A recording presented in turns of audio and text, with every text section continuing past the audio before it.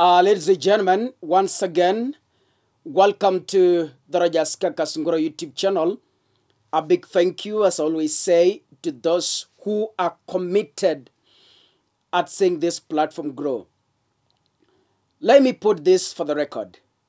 Kaka, I am in opposition to stay. All people can exit, but I will remain in opposition to stay.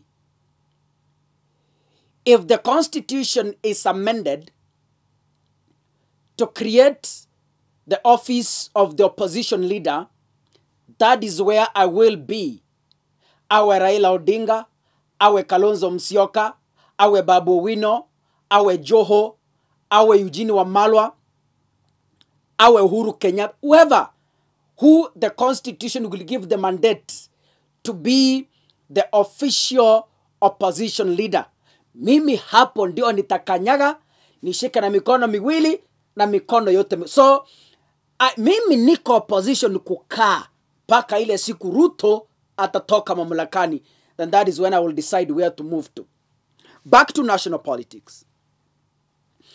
Kaka, Azimio and Kenya Kwanza came together in a bid to try and look at the challenges facing our economy and the cost of living.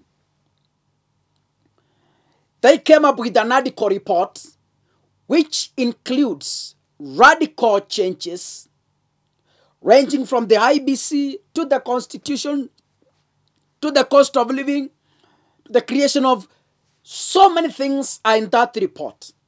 I don't know how many of you watching me have gone through that report. There are several proposals, which some of them are those that Raila was fighting for. Reconstitution of the IEBC. Killing party hopping.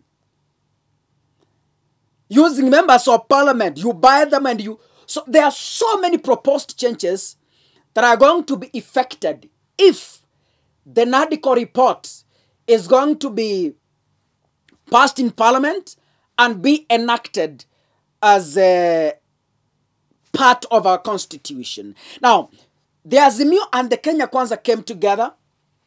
They sat in several meetings and they came up with those proposals. The report is supposed to be submitted to the parliament and be formulated as a bill, which has already been formulated, is only awaiting presentation. Raila said he's going to rally the members of parliament from the Azimio, and Ruto said he is going to rally the members of parliament from the Kenya Kwanza side so that they can pass the bill. But in that bill, I want to only focus on one thing. The proposed office of the opposition leader. Wachana na vitu zingine. My analysis today is focusing on the official office of the opposition leader in Kenya. The report proposes a creation of an office of the opposition leader who is recognized by our constitution,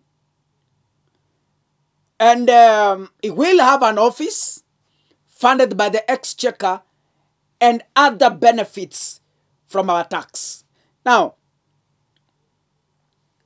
in this creation, there are two things I'm going to focus. When Ruto was appointing his cabinet, he introduced the office of the Prime Cabinet Secretary, which is not constitutional, because Mudavadi has no constitutional official roles. Because our constitution doesn't provide a space for the office of the Prime Minister. But William Ruto appointed Musalia as the Prime Minister, but with a cabinet secretary powers. Sijui kama unanipata. Musalia Mudavadi ako na jina tu as the Prime Cabinet Secretary. Just a name. Office title. But this office title has no constitutional responsibilities. Now, the position of Musalia Mudavadi is a mere position which is equal to that of any cabinet secretary like Machogu, Moses Kuria, Aisha Jumwa, and the rest. That is his capacity. But because of that title, you think is a very senior government politician in this country. He's not. Now, there are two things here that are going to happen. The office of the opposition leader, one, can be created with constitutional roles. So you come on any part. The office of the opposition leader can be officially created with outlined constitutional roles. Number two, it can be just a verbal office. Kama Raila amekuwa wewe ni kiongozi wa upinzani tu. Yani, you are not officially recognized by the constitution. You have no constitutional roles. It's upon you and your party to plan yourself on how you are going to fight government. Because you are not in the constitution. Ni kujitolea. So, there are things that are going to happen. If Ruto decides to make that office verbal, there are things that are going to happen. If Ruto decides to amend the constitution and alter structure of government, I am very clear in my sentiments and I'm very choosy and very categorical. So listen to me very clearly so that I don't lose you along the way. If the bill seeks to alter structure of government, right now we know the president, the deputy, and the speaker. Structure of government. In case the president is incapacitated to hold office, in whatever reasons, or is impeached, or dies, God forbid, the deputy president takes over as the president.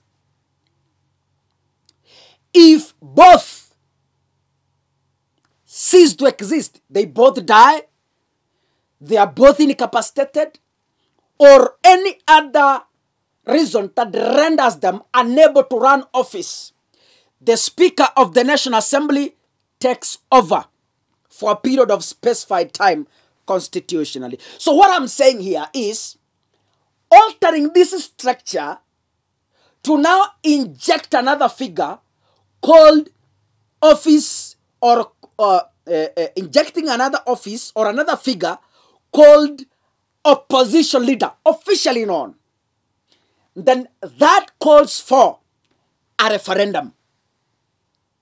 So you come on any path.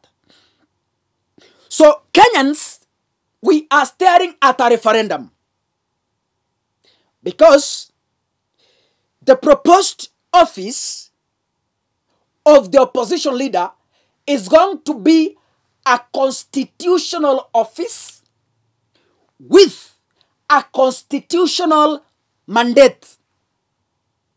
Right now, such an office does not exist in our Constitution 2010. Right?